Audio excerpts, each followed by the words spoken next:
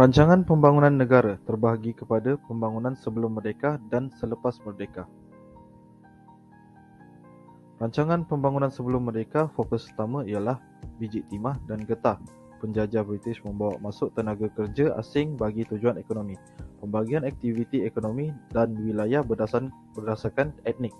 Kaum Melayu ditempatkan di kawasan kampung bagi tujuan pertanian, kaum India di kawasan estet bagi peladangan getah, dan kaum Cina di pekan bagi menjalankan urusan perniagaan dan perdagangan. Pembangunan selepas merdeka. Pembangunan selepas merdeka fokus utama masih lagi biji timah dan getah disebabkan kenaikan harga komoditi. Pembangunan lebih kepada peningkatan keluaran dalam negara kasar (KDNK) dan pendapatan berkapita. Pembangunan infrastruktur asas seperti jalan, raya dan pembangunan pentadbiran. Dasar pecah dan perintah oleh British serta peristiwa 13 Mei 1969 telah mewujudkan sebab wujudnya dasar ekonomi baru iaitu DEB. DEB merupakan suatu dasar yang diperkenalkan dengan tujuan untuk menyelesaikan masalah perbezaan ekonomi antara sektor dan kaum agar kestabilan ekonomi dan politik agar dicapai. Dasar ini merupakan satu program sosial ekonomi di Malaysia yang diperkenalkan pada 1971 oleh Perdana Menteri Tun Abdul Razak Dato' Hussein berikutan daripada tragedi 13 Mei 1969. DEB dirancang sebagai satu program jangka panjang yang akan dijalankan selama 20 tahun iaitu dari 1971 hingga 1990. Ketidaksamaan ekonomi menjadi sebab utama berlakunya kecemburuan sosial sehingga menyebabkan peristiwa 13 Mei 1969 berlaku. Kadar kemiskinan rakyat tinggi serta wujudnya jurang perbezaan pendapatan yang luas antara kaum turut menjadi sebab dasar ini diperkenalkan. Dasar Pembangunan Nasional (DPN) tahun 1990 menandakan berakhirnya rangka rancangan jangka panjang pertama dan dasar ekonomi baru. Dalam tempoh pelaksanaan DEB, ekonomi Malaysia telah berkembang dengan pesatnya walaupun menghadapi pelbagai cabaran. Sesuatu yang tidak boleh disangka adalah walaupun pencapaian DEB bukanlah satu kejayaan yang menyeluruh namun banyak kejayaan telah mencapai. Jelas bahawa proses sosial ekonomi engineering ala DEB ini memerlukan masa yang lebih lama daripada apa yang telah diperuntukkan dengan mengambil kira kesan-kesan daripada penggolakan dunia amnya. DPN telah dilancarkan oleh YAB Datuk Seri Dr. Mahathir Mohamad, Perdana Menteri Malaysia pada 17 Jun 1991. Rangka rancangan jangka panjang kedua 1991 hingga 2000 telah digubah berasaskan dasar pembangunan nasional, menandakan bermulanya satu lagi era baru di dalam usaha untuk menjadikan Malaysia sebuah negara maju menjelang tahun 2020. Malamatnya, Nombor 1. Membasmi kemiskinan dengan menurunkan kemiskinan relatif dan membantu golongan termiskin. Yang kedua, mengurangkan ketidakseimbangan ekonomi dan sosial dalam kalangan masyarakat berbilang kaum. Yang ketiga, memberikan keutamaan kepada pembangunan seimbang dan pengagihan yang adil untuk mewujudkan sebuah masyarakat yang adil dan bersatu padu.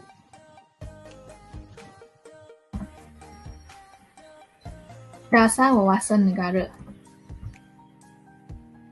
Dasar Wawasan Negara dilancarkan pada 4 April 2001 oleh Datuk Seri Tun Dr. Mahathir Mohamad di Parlimen. Dasar Wawasan Negara adalah dari tahun 2001 hingga 2010, iaitu selama 10 tahun. Ia mengandungi rancangan Malaysia ke-8 dan ke-9. Dasar ini mempunyai 4 matlamat, iaitu mencapai perbadan nasional, pembasmian kemiskinan tanpa mengira kaum, penyusunan semula masyarakat, dan pembangunan yang seimbang. Model ekonomi baru. Ia diumumkan oleh Perdana Menteri Malaysia ke-6 iaitu Datuk Seri Najib Tun Razak pada 30 Mac 2010. Maklumat modal ekonomi baru adalah mewujudkan transformasi ekonomi berprestasi tinggi dan meningkatkan sistem perkhidmatan dan penyampaian sektor awam. Kawasan Kemakmuran Bersama (WKB). Ia adalah menjadikan Malaysia sebagai sebuah negara yang terus membangun secara mampan seiring dengan pengagihan ekonomi yang adil, saksama dan inklusif pada semua peringkat kumpulan pendapatan, etnik, wilayah dan rantaian bekalan. Ia juga mengukuhkan kestabilan politik dan meningkatkan kemakmuran negara serta memastikan rakyat bersatu padu tanpa prasangka dengan meraihkan kepelbagaian bangsa dan budaya sebagai asas penyatuan negara bangsa. Objektif kepada Wawasan Kemakmuran Bersama. 1. Menstruktur semula ekonomi berpaksikan ilmu dan bernilai tinggi. 2. Menangani jurang ekonomi. 3. Menjadikan Malaysia sebuah negara yang bersatu, makmur dan bermaruah. Ini adalah 7 teras strategik gagasan kemakmuran bersama, iaitu ekosistem perniagaan dan industri, aktiviti pertumbuhan ekonomi utama, modal insan, pasaran buruh dan pampasan pekerja, kesejahteraan sosial, keterangkuman wilayah dan modal sosial. Rancangan MK ke-12 RMK12. Selaras aspirasi Wawasan Kemakmuran Bersama 2030, Agenda Pembangunan Mampan 2030 dan Keluarga Malaysia, Makmur, Inklusif, Mampan. Tema RMK12, menjana semula ekonomi, memperkukuhkan keselamatan, kesejahteraan dan inklusiviti, melonjakkan kemampanan. Matlamat RMK12. Purata pendapatan isi rumah RM10,000 sebulan pada 2025. Jurang KDNK per kapita pada 2025 berbanding wilayah tengah Sabah dikurangkan kepada 1:2:5. Sarawak dikurangkan kepada 1:1:2. Pengurangan intensiti pelepasan greenhouse gas sebanyak 45% kepada KDNK tahun 2030. Pertumbuhan KDNK 4.5% hingga 5.5% setahun. Ini adalah 9 fokus utama RMK12. Merancangkan pertumbuhan ekonomi, memperkukuh pembangkit pertumbuhan, meningkatkan kesejahteraan keluarga Malaysia, memantapkan keselamatan dan ketenteraman awam, membasmi kemiskinan tegar dan merampakkan jurang pendapatan, memperkasa agenda Bumi Putera dan keluarga Malaysia, melonjakkan pembangunan Sabah, Sarawak dan negeri kurang membangun, mempercepat pertumbuhan hijau, meningkatkan kecekapan penyampaian perkhidmatan awam dan keberkesanan dan pelaksanaan dasar. Pelan Pembangunan Pendidikan Malaysia. Pendidikan ialah penyumbang pembangunan modal sosial dan ekonomi. Ia merupakan pencetus kreativiti dan inovasi yang melengkapkan generasi muda bagi bersaing dalam pasaran global.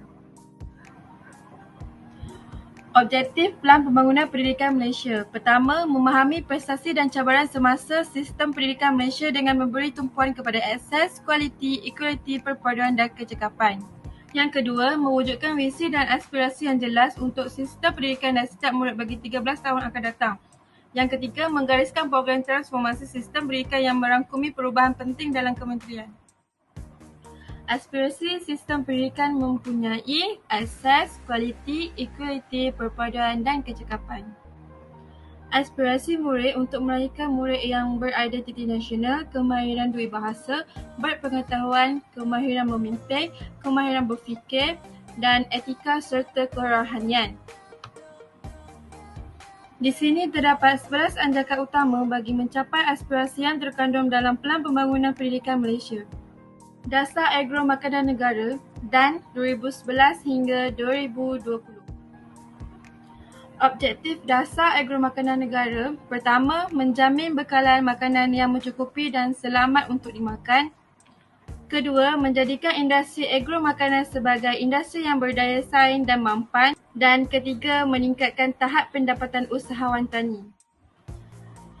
Di sini terdapat 7 hala tuju strategik dasar agromakanan negara. Pertama, menjamin bekalan makanan negara. Yang kedua, meningkatkan sumbangan industri agromakanan. Yang ketiga, melengkapkan rantaian nilai. Yang keempat, memperkasa modal insan. Yang kelima, memantapkan aktiviti R&D, inovasi dan penggunaan teknologi. Yang keenam, mewujudkan persekitaran perniagaan yang diterajui oleh sektor swasta. Dan yang terakhir, memperkukuhkan sistem penyampaian perkhidmatan. Seterusnya ialah Plan Induk Perindustrian Ketiga PIP3 2006 sehingga 2020. PIP3 berobjektif bagi mencapai daya saing di peringkat global dalam jangka panjang. Oleh yang demikian, PIP3 bertemakan Malaysia ke arah daya saing global. Pelan Induk Perindustrian Ketiga telah dirangka bagi pelaksanaan jangka masa 2006 sehingga 2020. Ia merupakan kesinambungan daripada PIP1 yang diumumkan pada 3 Februari 1986 dan PIP2 yang dilancarkan pada 28 November 1996. Dalam menjayakan PIP3, kerajaan menetapkan beberapa strategi teras iaitu meningkatkan kedudukan Malaysia sebagai negara perdagangan utama, menjana pelaburan dalam bidang sasaran, mengintegrasi syarikat Malaysia ke dalam rangkaian serantau dan global, memastikan pembangunan perindustrian menyumbang ke arah pengagihan saksama dan pembangunan wilayah yang lebih seimbang, meneruskan sumbangan sektor pembuatan kepada pertumbuhan ekonomi dan menjadi sektor perkhidmatan sebagai sumber pertumbuhan utama. Dan yang terakhir adalah Dasar Sains, Teknologi dan Inovasi Negara Ketiga 2021 sehingga 2030. Distin 2021 sehingga 2030 meletakkan matlamat menjadikan Malaysia sebuah negara berteknologi tinggi pada tahun 2030. Sebagaimana negara-negara maju lain seperti Jepun, Korea Selatan dan China yang menjadikan teknologi tempatan sebagai asas pembangunan negara. Malaysia melalui dasar ini akan memperkukuhkan lagi pembangunan dan penggunaan teknologi tinggi tempatan bagi memacu kemampanan ekonomi negara berasaskan inovasi sains dan teknologi.